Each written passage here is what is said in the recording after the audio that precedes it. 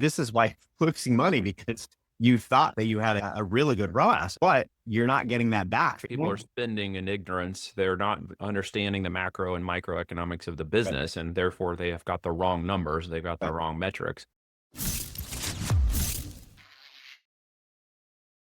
Hi, folks. Welcome back to the High Voltage Business Builders podcast. If you are wanting to hear about the business of business economics, the fundamentals, and really what it takes if you're an aspiring entrepreneur to build a business on the foundation, so you become what I call part of the 8% in year 4 and 5. We'll explain that in a minute. And especially, I know my guest today knows what I mean when I say that. And if you're interested in additional commentary around anything with Wealth Without Wall Street, e-commerce business, the fundamentals, etc., like, comment, subscribe, and share. And of course, pay attention. For the next 20 minutes or so, we're going to hold your attention, I know, because my guest is a wonderful gentleman who I've known for a while, a good family man, a businessman, very practical in his knowledge and experience. And so I'm excited to have him on today to chat a little bit with me about some of the things you might have heard me say, and hopefully some of the things he's going to say today that we haven't talked about yet. So Jeremy, thanks for rolling in, brother. Yeah, thanks for having me on here. It's great to be here. Yeah, dude. So let's talk economics today, right? What a crazy amount of things that are happening in the economics of business, our country, the world. What are you seeing from your perspective today? Yeah, I mean, it's crazy. One of the big things that I'm really seeing in business is in terms of like the macroeconomics, right? It depends on what you mean by like economics, right? So if we look at pretty much the way that I look at business in any lens always comes down to math, right? Like every single thing that happens in business always comes down to some sort of math equation, right? And so that really starts on the macroeconomic cycle. So if we look at what's going on now, I mean, regardless of, I mean, I'm very, very neutral in terms of politics. So I don't really care either way, honestly. Regardless of whether you're a fan, whether you're not, whatever, really what we're seeing is a really big upheaval, right? It's kind of like, I work with a lot of businesses, and sometimes when I get behind the scenes, we have to make a lot of changes, right? And usually, and when that happens, people don't like change. Humans just inherently do not like change. Most people, some entrepreneurs, I mean, I love change. I love change too. It's good. Yeah. They don't really like change much though. Right. Yeah. It's usually because you're like progressing, right. in something. So I personally love change. I mean, I get so bored when there's no change, but the, consumers at large, right? They don't like change. So there's a lot of uncertainty in the market, and that affects all the math inside your business. So if you look at just that very big bubble of macroeconomic, that trickles down into consumer behavior, right? Because if people are uncertain, whether it's a good reason or a bad reason, right? It doesn't really matter. It just creates uncertainty either way. Fear and stress. Right. Fear, stress, all the things, right? People are holding on to money. They don't know what's going to happen, especially if you layer that on all the political changes. If you layer that with AI, I mean, it is like probably the most uncertain time I've ever seen in my life, I think, right now. Yeah, that's a good point. People are uncertain about jobs and economic future. They're trying to decide where to put money or hide money or hold on. Yeah. I mean, there's a lot of fear and scarcity. Exactly. I mean, I know when I look at the news, pretty much the two main headlines you see are something happened politically, with tariffs or with this or with that. Like, what's going to happen? this thing's changing, that thing's changing. And then the second part is AI is taking everyone's jobs, and what's going to happen in the next 2-3 years. Negativity. Right. So it's like everywhere you look, it's, unless you know how to see that and rearrange that fear into optimism, which is a skill in itself, then it's like you kind of look at things, you're like, oh my God. Let's talk about that. Let's unpack that. That's coping mechanisms, right? What is the difference with Jeremy's coping mechanism, who likes change, versus somebody who's afraid and has a scarcity mindset? Yeah, I think it's really what it is just scarcity mindset. I have an abundance mindset. So like anytime I see something, I always flip it. Like I've just trained my brain over the years that everything has a silver lining. Whether you get fired from a job, good. Actually, I don't know if you're familiar with Jocko Willing, but he's an old Navy SEAL that he's a big into leadership, extreme ownership, that sort of thing, which is really where I got that from. And one of the things that he always says is good, right? So any bad situation, good. And then you reframe that bad thing into good. That trigger of good is like your catalyst to like, oh, I broke my leg. Good. Well, that means I can sit and, get touched with watch Star Wars, my body more, or I can meditate more or whatever, because I'm sitting already, whenever you get divorced. Good. Well, now, I can find someone that aligns more with what I want in life. You get fired from a job. Good. Now I get to find something better. I wasn't getting paid right there anyway, whatever. You can always find some sort of way. So it's really You important. naturally ingrained that way, Jeremy? Were you raised as parents who No, kind of no, helped not you at all. reframe? No, No, that it's was not very, it's a very conditioning is much what a you're saying learned. then? You What's can be that? conditioned to think like this then? Yeah, I think it starts from childhood. I was fortunate that I saw the pattern when I was young, Yeah. probably I would say early 20s is when I became aware of that pattern. And I went through years and years and years of retraining it. Some people, a lot of it depends on your upbringing, your parents, your siblings, your friends, whoever you're around, because that's really where where it Your slipped. familia. Right. Yeah. So you just have to, if you got lucky and you got good mindset beliefs, then great, you have them, be careful with that. Mhm. If you didn't, you can still change it. You can change it up to the second that you die. You always have control over your mind. That's one of the things I have three boys. You can probably see them behind me here. Yeah. That's one of the big lessons that I teach them is regardless of what you feel or why you feel it, you can always have control over your thoughts, over your emotions, and it's not easy, right? Yeah. You have to learn how to do it. You have to train yourself. You have to understand what to do and when to do it, and then remind yourself constantly. And it's a process. It is a process. It's a daily process. It's a constant, it's a conditioning, retraining, and refocusing. I've had to deal with that in my life too. Right. In fact, it doesn't apply to business. What you're actually saying applies to you as a fundamental person. And Yep. then with that coping mechanism and that ability to reframe, it applies to anything else you do in life, right? Like business. Exactly.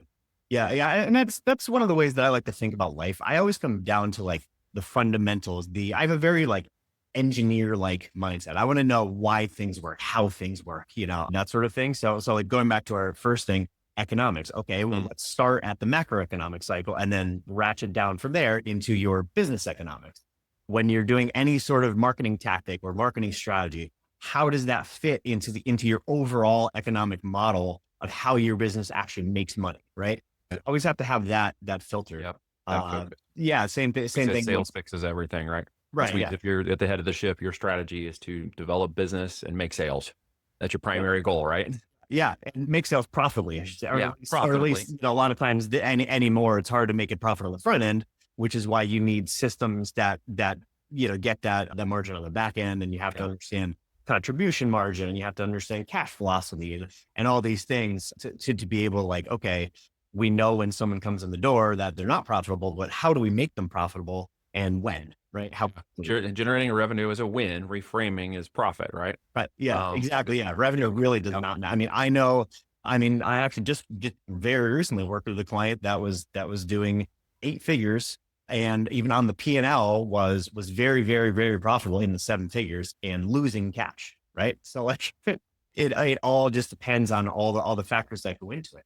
And so, yeah, it's a very interesting way when you really break down a business into just the fundamental, economic growth engine, like what it looks like. And that shows you what to change, because a lot of people that I found is like, you wake up and you go on Facebook and it's like, oh, there's a new, growth hack or new tactic or some new AI tool. I have to do that, I and have to go that's do of that. course, Squirrel, right. Squirrel brain. Yeah. shifting off to the next thing, next thing, next thing. But the micro macro aspect of what you're talking about is very important because I think what I've found in business and coaching people and learning, their businesses, those are successful and those who are, aspiring, is they really think many times that the problems in their business are at a micro level. Would you agree with that, or would you agree with them being more at a macro?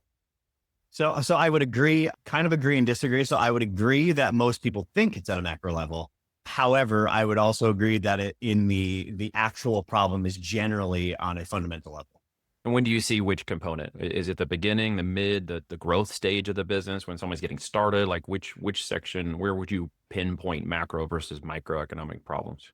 Yeah, that's a good question. I mean, I've seen it on all lenses, right? Because like if you really have to understand again how money flows through your company, right? That's really because cash is oxygen. It's a thing that keeps your company alive. So if you don't know, how the cash comes into your company and then when it leaves, at which point, then it doesn't matter if you're doing $100,000 a year or $100 million a year. It's still the same Oh, problem, still a problem. right? Yeah, it's still the same fundamental problem. Yeah. Yeah. And then, so you have to understand how and that's why I like the economic growth engine, like how that works, right? How money comes in, when it goes out, when it comes back in, at what profit margin? Does it come back? All the things that layer into that. And then once you have that and you understand that fundamental, the ecosystem, how it all works, then it's just cool. Put more people in the front end because we know that on the back end, we're going to, it's going to give us profit that we need in a reasonable time frame, right? Because like for one example, I hear people talk about LTV all the time, everything lifetime value. I hear CAC to LTV ratios and blah, blah, Sure. blah, right? And it's like, okay, great.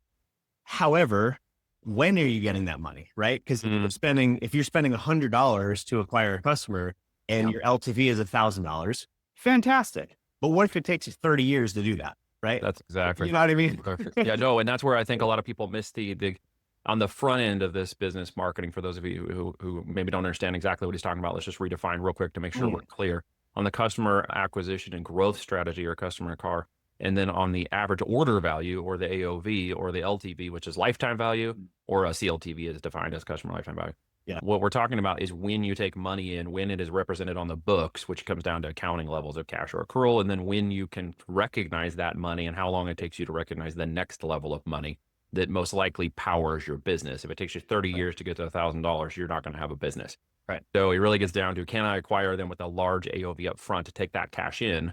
And then with what they buy in the next 30, 60, 90 days, is it possible for me in my business with the kind of products or services I have to move them to $1,000? And if it takes 180 days, do I know what that means so that I can actually budget that into how much I should spend to acquire a customer so that I can recognize that on the books and when I recognize it as profit? Did I get that right? Yep. Yeah, exactly. Yeah. Yeah. And one thing I've seen too is like the cash velocity part is, and that's just for kind of terms. Cash velocity is essentially how fast the cash moves, right?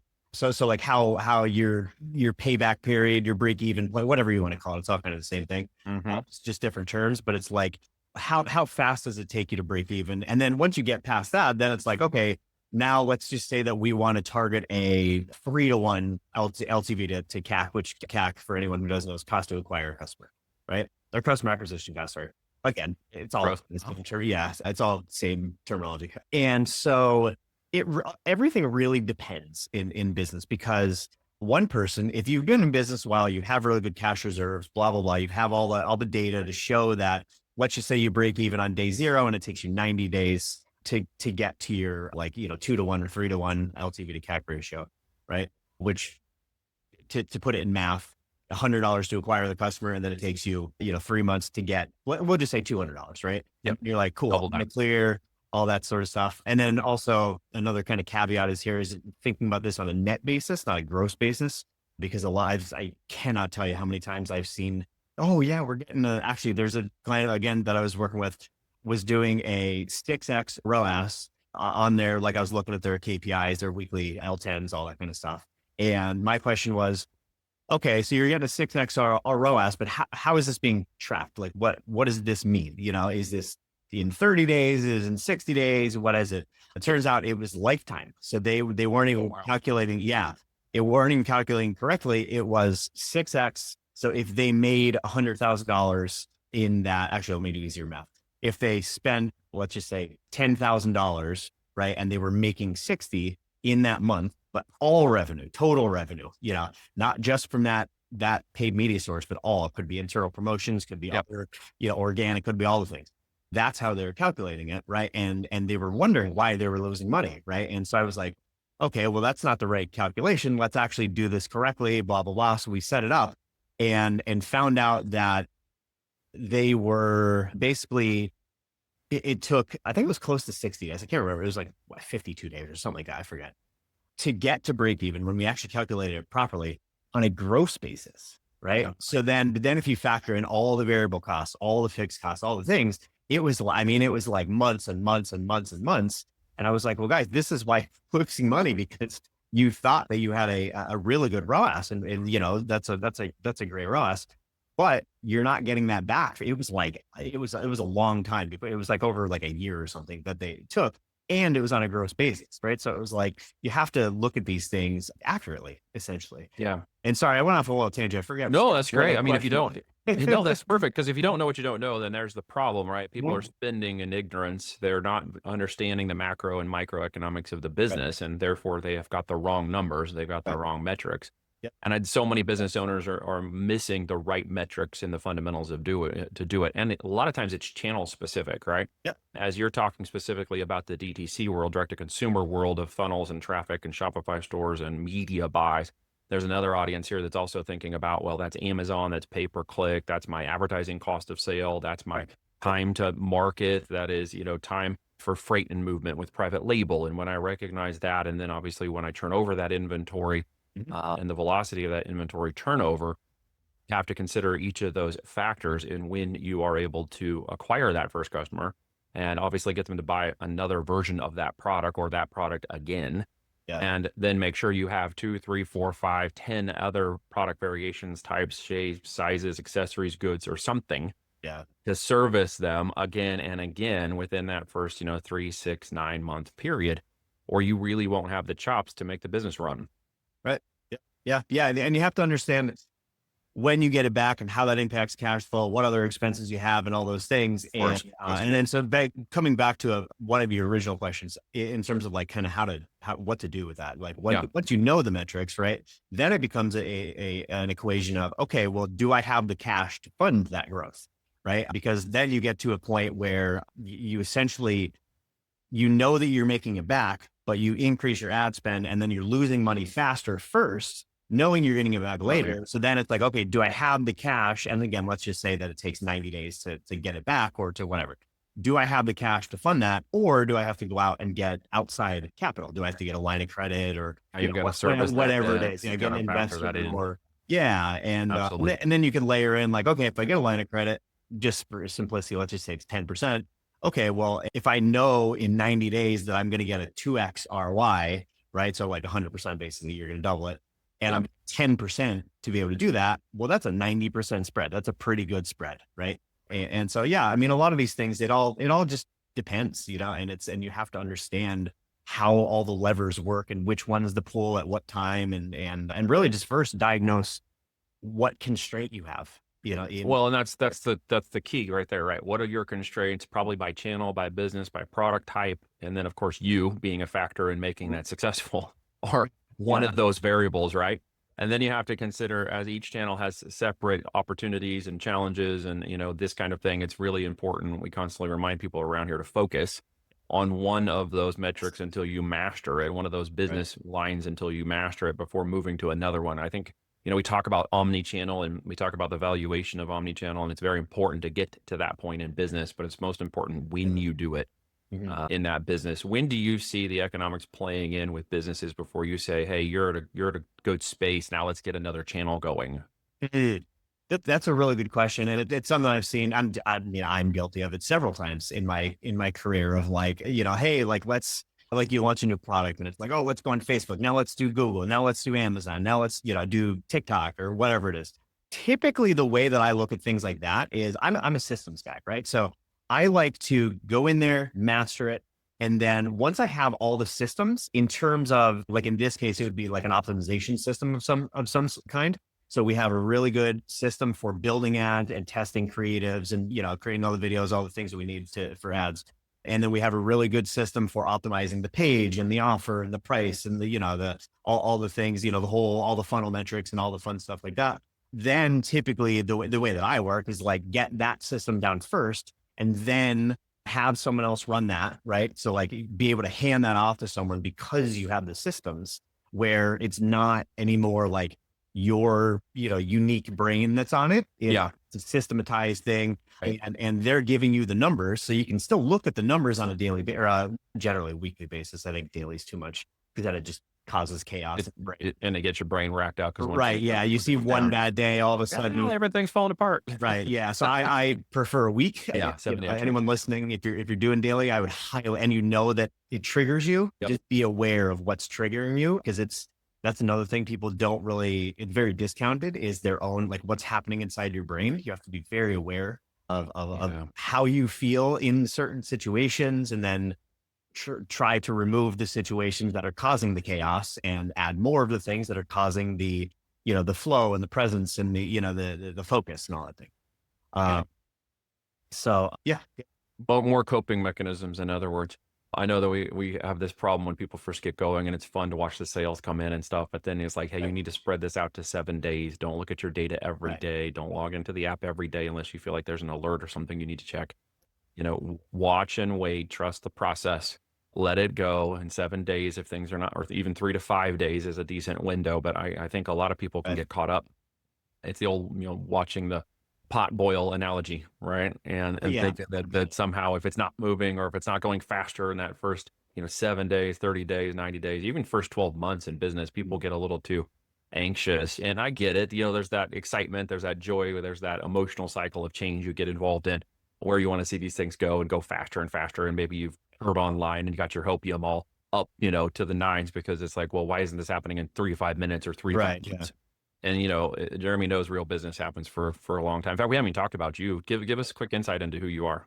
Yeah. Yeah. Yeah. So actually, let me come back. I'll wrap up kind of where I was going to the last, and then I'll come back to myself. So the short answer in terms of when to move to a new media channel would be get it moving, right? Get it to kind of where you want to be, get the systems in place, and then like hand that off, and then go to the next one. And then you can take over that next one. Again, repeat that, get it to where you want to go, and then get the systems, and then move on to the next one, et cetera, et cetera. You'll kind of naturally Uh, know when that's going to happen. I usually recommend that people at least get through their first 100,000 in profit and then get their systems and yeah. get things moving into a groove before Yeah. they start taking their hands off the wheel and making sure they have operational controls and stuff in place to replicate themselves before they Right. spend any time, energy, attention, or even Mhm. money focused on those additional channels. And that's Yeah. just a variable of how fast your business is growing and how much you're going. But I usually like to say in your first 100,000 in profits, Yeah. if you see where the business is growing and going, most likely that's not the time for you to let off the gas. That's your time to double down until it becomes 200 and becomes 400 and becomes Mhm. 800.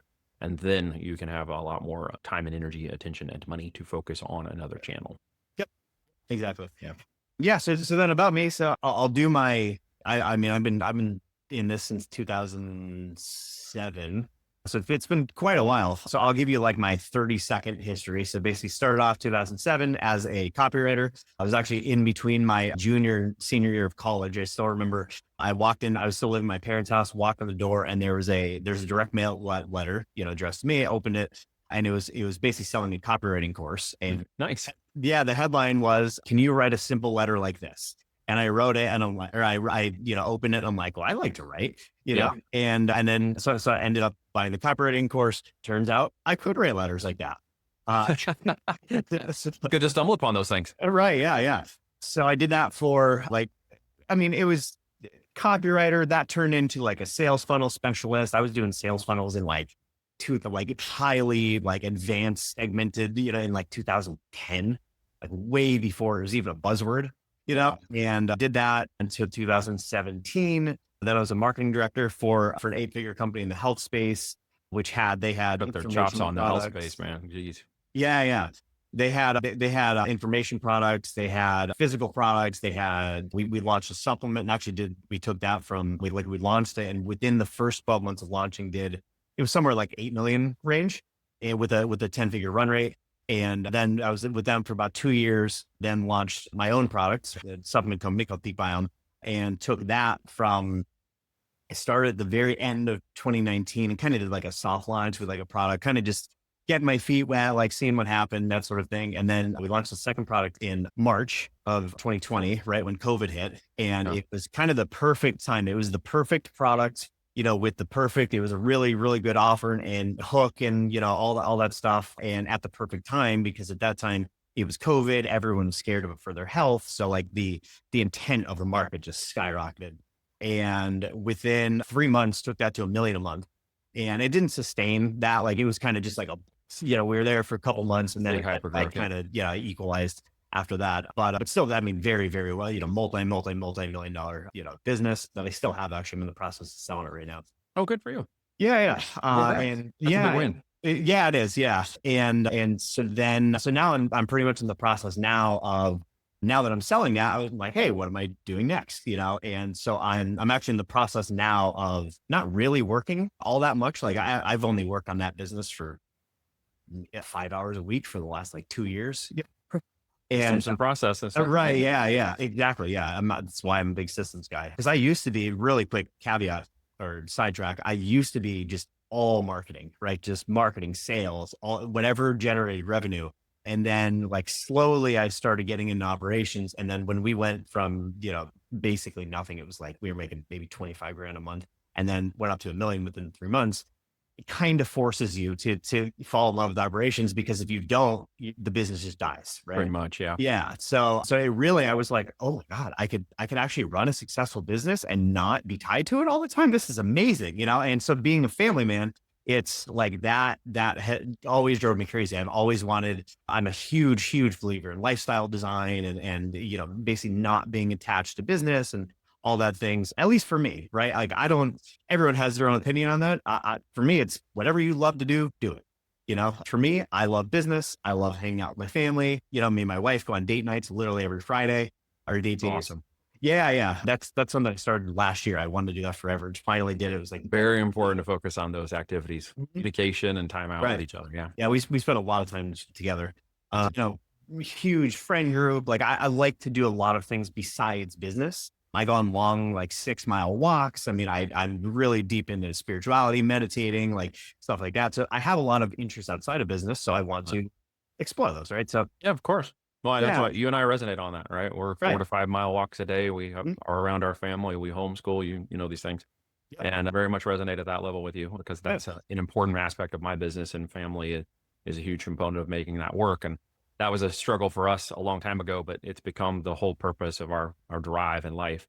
And I Yeah. know it has been for years as well. And I'm sure people listening to this would love to be in that position. So what kind of advice would you give them if they're in some component of that struggle today and they're thinking forward or moving? What would you advise them on? Yeah, one of the things that really changed my life actually was when I was the marketing director back in what it was like 2017. One of the things that my boss at the time did was he gave me a book, and I can't remember, I think it was by Michael Hyatt.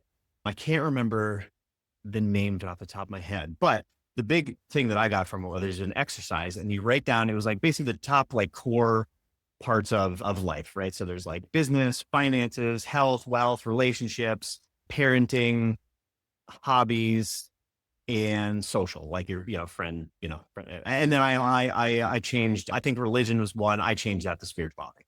Right. And so you basically just go through it and you write your current reality, like where you are in each one, your envisioned future. And then, so like pretty much where you are now, where you want to be, and then action steps. So like, how do you bridge that gap? And you do that for every one of them, and you just do that. Right. So then you look at it every week or every day, depending on how many action items you have really.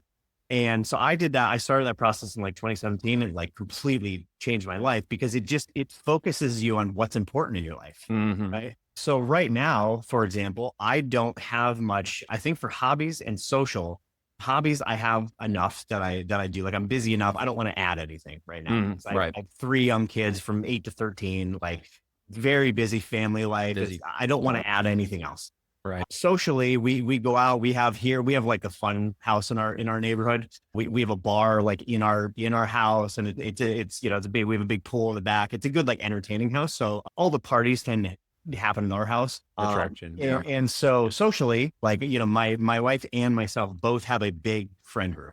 Like I have a guys group, a text group, and there's like I think there's like 17 or 18 guys in it. Right. So that's like, we both like, so with those on mine, they're blank because I don't have to work on them. Right. Yeah. And so doing that, it helps you become clear in what's important. And it's really just that. And then it comes down to when it comes to business. So let's say that you're clear on what you want, but you're not there financially yet. Right. Because that's generally the people that want the balanced life. It's like, well, I want that. However, I still need to work really hard because like financially, I can't do that yet. Right. So in that case, it really comes down to, you mentioned it before, focus. You have to understand, again, coming back to what I've been saying, what drives the business, because I guarantee you it is not the latest growth hack. It's not like something that you find on Facebook. AI, I will say, is a massive, massive part. I mean, I use AI all day, every day at this point, and you have to, or you're going to get left behind. But that's actually a great way that you can produce 4 times the amount of work in half the time now. Yeah. So One person can fill 5 roles, right? Right. Yeah. And like it's getting to the point where I think, I mean, having that extra time is going to be almost forced on people. Like within the, Mhm. 5 years, like Yeah, it's time to chill. yeah, like I think it's pushing humanity towards this era where it's like you Yeah. have to become comfortable with silence and with stillness and boredom, right? Because we're gonna wake up and be like, what do I do now? There's so many other things All that the make handled robots are for doing me all my already. stuff. Yeah. Yeah.